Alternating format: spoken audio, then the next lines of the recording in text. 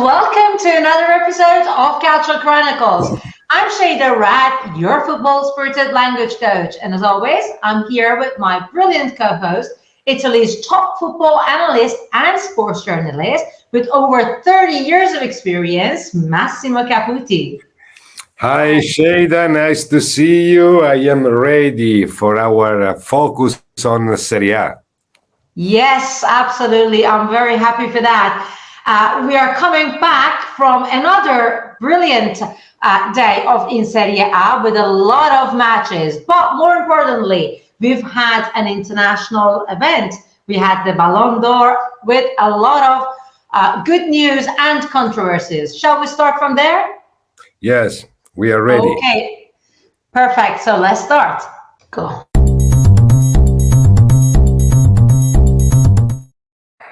Okay, Massimo, BallonD'Or 2023 is over and there's definitely no shortage of opinions and controversies. Messi's Ballon win sparked both positive and negative reactions. What are your thoughts about this? I was not surprised for the victory of Messi, and my opinion is that this is a career recognition for Messi, and also because Messi won the World Championship. Probably other players could win, but I believe that for them the future is coming, and so for this year's. For me, is okay, the victory of Messi. Okay, yeah. Zlatan says that the Ballon d'Or is given to those who have the strongest PR. And Inter's legend, Matthias, said believes that it's a farce. What do you think about what they say? I repeat, for me, the victory of Messi is okay.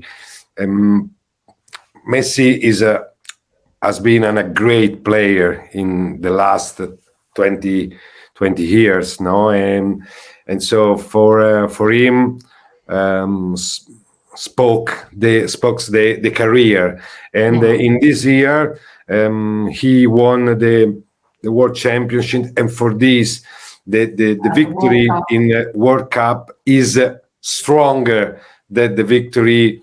I don't know, for example, of the Champions League.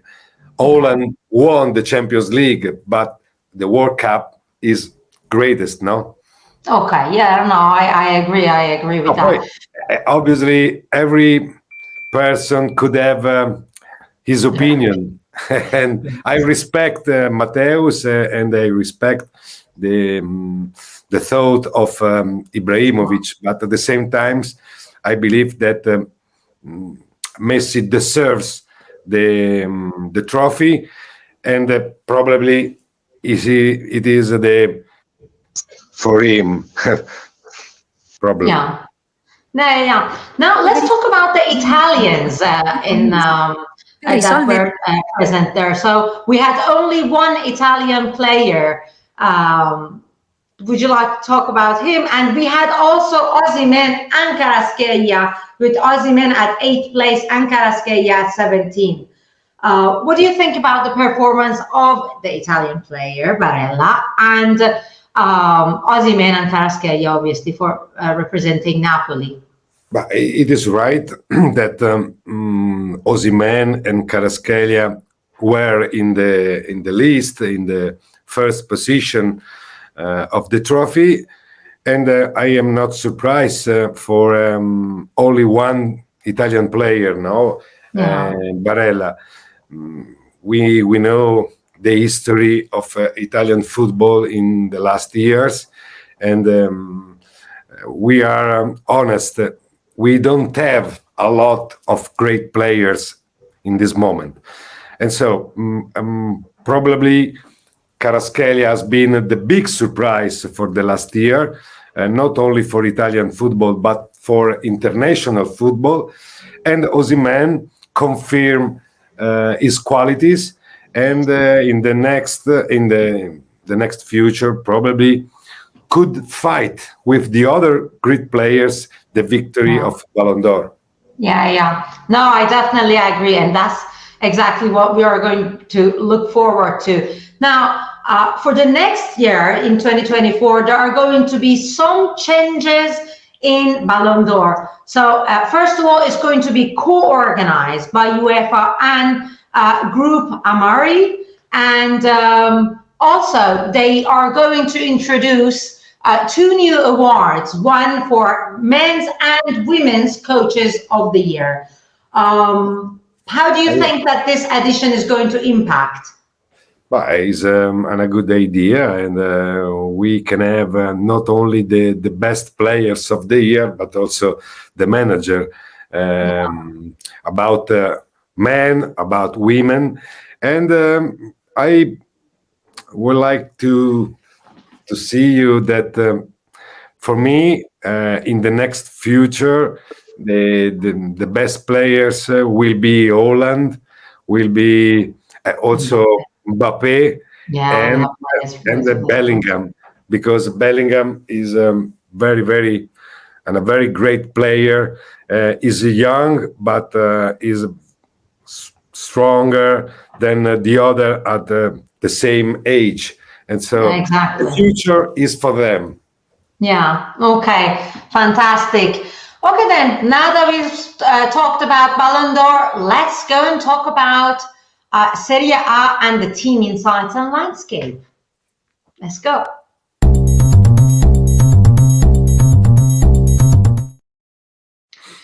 Okay. In the world of Serie A, it seems like it's becoming a two-horse race. Inter and Juventus are emerging as the favorites to clinch the title. Now, Massimo, are these two giants really the only ones to watch, or could there be any other surprises in store? We can repeat, no, because the same stories about Inter and Juventus. For me, as for the beginning, the favorites for winning the title, and the Inter and Juventus after 10 rounds confirmed this feeling, and are two different teams, but are stronger than the other at the moment, especially because they have continuity in the result, and Inter has a good team and a very good team for on the field and on the bench. Juventus doesn't have the same situation, but has the right team for playing only Serie A. And so I am curious for the next rounds, Atalanta, Inter, and the Fiorentina, Juventus. We don't know. We can know more around Inter and Juventus. Okay, absolutely. Now, Milan and Napoli are also still in the hunt, but can they keep up the race with the front runners and the challenge for this championship? I mean, what are their chances, in your opinion? In the last round, Napoli-Milan has been an emotional match. First half for Milan, second half for Napoli. Yeah. At the moment, are two teams with some problems, different. And Milan, especially, the problem for Milan is not only the result, and the big problem is the great number of injuries. And so it's very difficult to have continuity and to play well when you don't have the substitutes, when you cannot do changes, no, from one match another. And for Napoli, I saw a great reaction in the second half after 2-0, and so is important because this means that Napoli has the pride, the strength for the reaction, and especially has players with a lot of qualities. At the moment, is no a team doesn't have is identity. If after match, probably Napoli can have continuity and more identity for to fight for the title. Yeah. So all the teams are in the mix, but the gaps are quite significant. Now, what about Roma? Do they have what it takes to secure maybe the fourth position, in your opinion? But Roma played very bad against the Inter. It's normal to suffer when you are playing against Inter at home of Inter. But it's very difficult to understand why Roma during the match I remember only one of two occasions of goal in all 90 minutes is few, no? Yeah, definitely. Is difficult to understand. And so Roma have to win the next game again with Lecce, but after we'll have the derby against Lazio. It's no easy. The next round will be not easy for Roma, but at the moment, step by step, before Lecce and after the other matches. Yeah, we think about the next rounds. Is not enough to have Lukaku, because Lukaku, we know, is very, very important for Roma, for each team that has Lukaku. But at the same time, it's important to have the other important players for Mourinho and for Roma: Dybala, Pellegrini, Smalling. Probably in the next match, Mourinho will have Dybala, and hopefully important for the forwards for the football, for a better football than before. No, I absolutely agree. Now, switching gears, let's talk about Simone Inzaghi's impressive Coach of the Month award for October. What do you think? How has his tactical approach contributed to Inter's success this season? I am happy for Inzaghi, for Simone Inzaghi. Inzaghi is a good manager. Demonstrated his quality during these years and also in this. Inzaghi have to demonstrate that his team has the continuity for the Serie A, and not only in special matches as a Champions League, as against Roma, Juventus. Is important to have continuity and win the match against Sassuolo, against Bologna, against Verona, and so for me, Inter is the best favorite for winning the title, but to have demonstrate in the match by match, and especially against Atalanta in the next round. No, I agree. Okay, then let's start focusing on the next round previews that I'm sure everybody's waiting for, if you agree. Shall we? Okay. Okay, brilliant. Let's get to the next round previews.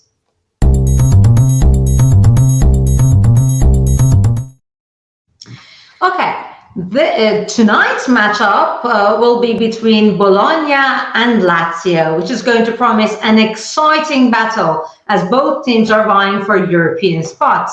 Now, Bologna is coming from a draw with Sassuolo, while Lazio is coming from a win against Fiorentina, and is, of course, eager to continue their winning momentum. How do you think Bologna's success in the Coppa Italia might impact their performance against Lazio? But Italy Cup is one thing, and Serie A is another. And especially in the first rounds of Coppa Italia, all the teams have a lot of substitutes and turnover and blah blah blah. But tonight will be an interesting match because both teams played a good football. Bologna plays better away for his football, but I am I will be surprised if both team doesn't score because is a game where I am waiting show a good football and goals. And goals, many goals. Okay, so in your opinion, what would be the key players that we got to keep an eye on them on both sides? It's difficult to say because Immobile and Zirkzee are two forwards, and always the forwards, the striker, as important for a team. But for Lazio, the important players are the midfield and also the wings, and so it's difficult. Zirkzee in this tournament is playing very well and is improving match after match. So I am curious to see them. Okay, well, we'll find out tonight. Not long to go. Okay, next one is going to be Salernitana Napoli. Now, Salernitana, despite a recent managerial change to Filippo Inzaghi, is still struggling with just 1 point from their last 2 matches. And they find themselves literally at the bottom of the Serie A table with only 4 points in the first 10 rounds. However, like Napoli is coming from a 2-2 draw with Milan. And of course, Napoli is motivated to get back on track after the last match. How do you think they're going to play this match? And, how do you think that Salernitana, what do you think more than anything Salernitana needs to do to turn their season around? If they have a chance? This is a derby. Campania derby, and Napoli is favored, and also has 2 important players in good shape. No, Politano and Kvaratskhelia especially, and for me is favored. Obviously, every match is hard for each team, but in this case, Napoli is favored, and I believe that they will win. Okay, perfect. Next one, we're going to have Atalanta-Inter. Atalanta and Inter, they both had outstanding performances in their previous round of Serie A, which sets the stage for an exciting match this round. Gianluca Scamacca's remarkable performance with 2 goals and an assist played a crucial role in Atalanta's 3-0 victory over Empoli. And Milan secured a 1-0 win against, of course, Roma, as we all know, which, of course, extending their lead at the top of the standings. Can you discuss the significance of Milan's strong position in the league and, of course, especially considering their goal difference and how that this match is going to turn out? Well, it's a tricky match for Inter because when you play against Atalanta, especially at home of Atalanta, is always difficult, and is a good test, an important test for Inter. But at the same time, is a good test for Atalanta because if Atalanta have ambitions and would like to demonstrate his strength, have to win, have to play for winning. And for me, Scamacca is very important, and for Gasperini to have Scamacca in good shape, in good feeling with the goal is very, very important. Probably the final result could be a draw, but everything is possible. It's a tough match for both. For both of them. Okay, thank you. Now, next on the line will be Milan Udinese. Milan's recent performance has seen them drop to the third place in Serie A after, of course, a challenging match against Napoli, which we talked about earlier. And the team had an early lead thanks to Giroud's brace, but had to defend their position after Napoli's strong response in the second half. However, on the other side, Udinese is coming from a draw with Monza. How do you think Milan can overcome their recent challenges and return to their winning from the, against Udinese?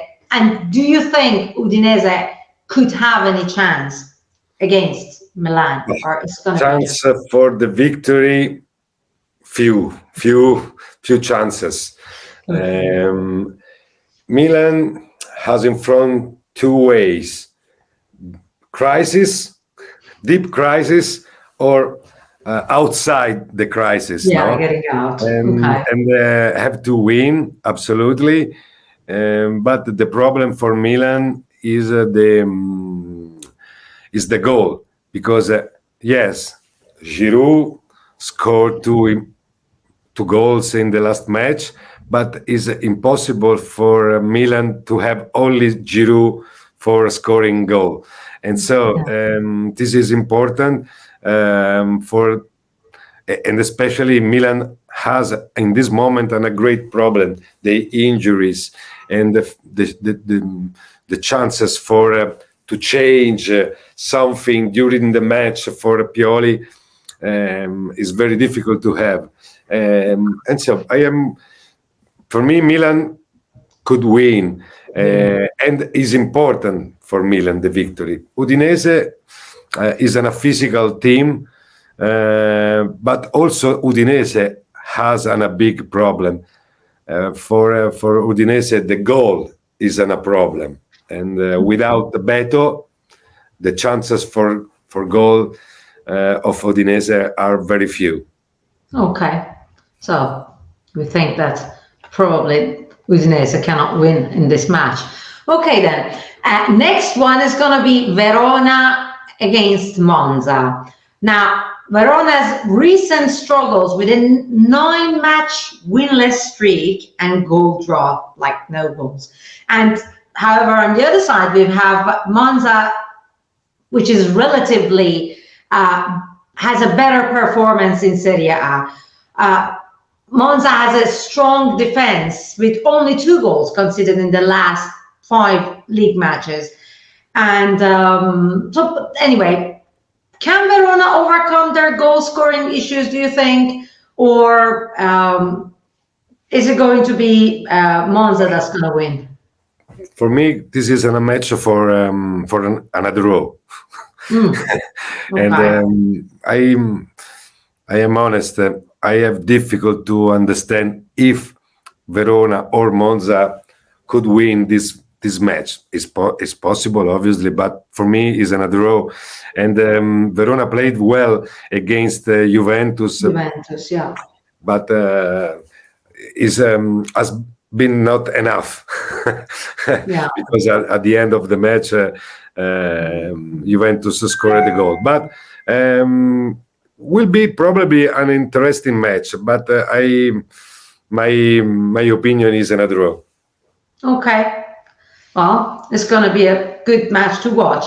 Next one, we're going to have Cagliari against Genova. Cagliari's remarkable comeback in their last match, turning a 3-goal deficit into a 4-3 victory, was truly sensational. Now, Leonardo Pavoletti's great substitute in stoppage time, a very game changer for Cagliari. And it's fantastic to see them pick up, their maiden win of the season and move away from the bottom of the league standings. Genoa's recent victory over Salernitana and their success in the Coppa Italia, though, should give them the confidence going into this match. How do you think they're going to perform, and how do you think this match is going to turn out? For Cagliari and Genoa, Genoa have two important players, Lovumbo and Gudmundsson, and more chances of victory for the team pass on the feet of these two players. Okay. And the absence of Retegui is enough, is important for Genoa. Is also this match and a match for a draw. But if I have to say which team can win, I say Genoa. I see the victory of Genoa against Cagliari. Okay, perfect. We'll find out. The Cagliari fans are not happy about this, but it is only my feeling, and not is not the truth. It's a preview. Yeah, we cannot always be, correct. It's only a preview. Yeah. Okay. Next one is going to be Roma Lecce that we were speaking about earlier. Of course, both teams are coming from losses. The historical success of Roma against Lecce in their previous home matches could maybe put Roma in a more favored position. What are the odds? Which team do you think is going to win this one? Roma is a favorite. It is sure, but Lecce started well, but in the last matches had some problems and no good result. And for Roma has only a chance, the victory, because it's important to maintain the distance with the other team up on the standing. And for Mourinho, the good news is the return of Dybala and probably of Renato Sanchez. And in the next future could have also Pellegrini. No, it's impossible to understand when Smalling can return, but at the moment, important is Dybala and Pellegrini for having a good football and a better football than before. Because at the moment, Roma is playing not so good. Okay. Now, next one on the line, we're going to have the upcoming match between Fiorentina and Juventus, which promises to be an exciting one for match day 11 in Serie A. Fiorentina's recent performance seems to have taken a dip with consecutive defeats to Empoli and Lazio. Juventus, on the other hand, is in good shape and has maintained a solid defense with 5 clean sheets in a row. So, Massimo, what do you think are the key factors contributing to Fiorentina's recent dip in performance and Juventus's solid wins in the last matches? How do you think this match is going to turn out? This match is important not only for the standing, but my opinion is that it is important for them because we can understand the role of this team in Serie A in this season. Juventus for the title, and Fiorentina for the best position, no, of the tables. And I am awaiting an emotional, also a good match. Fiorentina, the rivalry between Fiorentina and Juventus is high. And important is for Fiorentina to play the football that knows, and at the same times to the mistakes that Fiorentina did during some matches cost a lot. For example, in the game against Lazio, played well, especially the first half, but at the end of the match, at the 94 minutes, the mistake of Milenkovic is difficult to understand this, no? And so, against the Juventus, every mistake could be fatal, terrible, because Juventus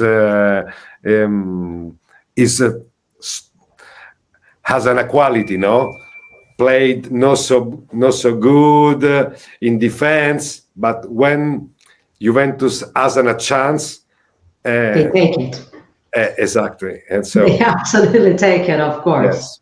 No wonder they're now one of the top teams fighting for the title, of course, as we mentioned at the beginning of the episode. Okay, then next we're going to have the upcoming match between Frosinone, which is currently sitting at the 12th place of the table, against Empoli, who are at the 18th place of the table with only 7 points. Frosinone's recent form hasn't been the best, with only a single point from their last 3 matches. However, Empoli are also coming from a 3-0 loss against Atalanta.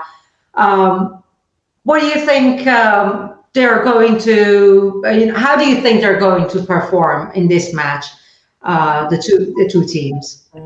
But Frosinone is favored because play at home, and also because I think that for Frosinone is important to react.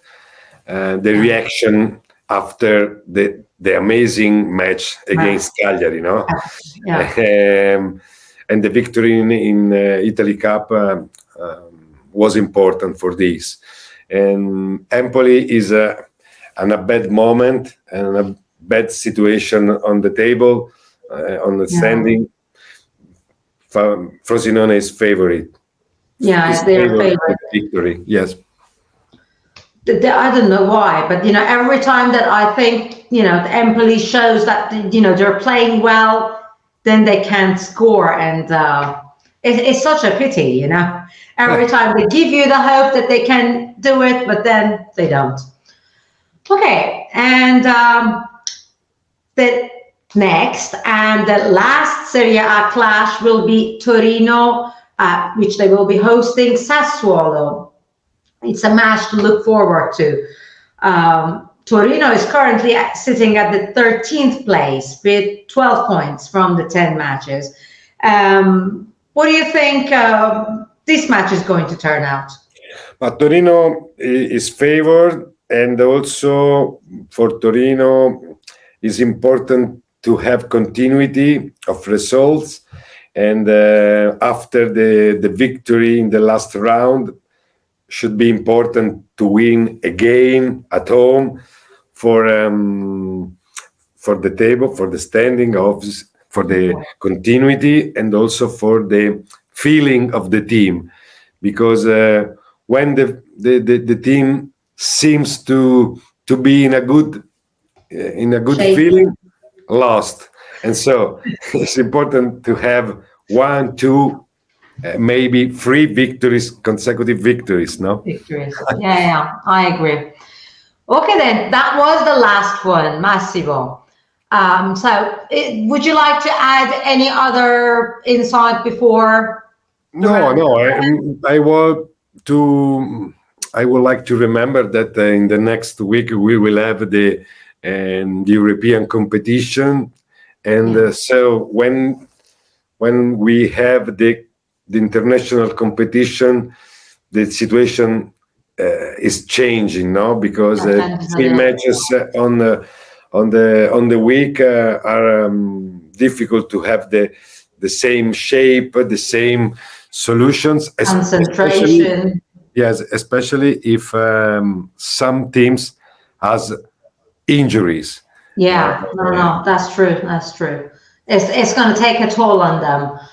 Well, we're going to look forward to all of the matches that we just talked about of match day 11. Thank you so much, as always, Massimo, for Thank all of your you. insight.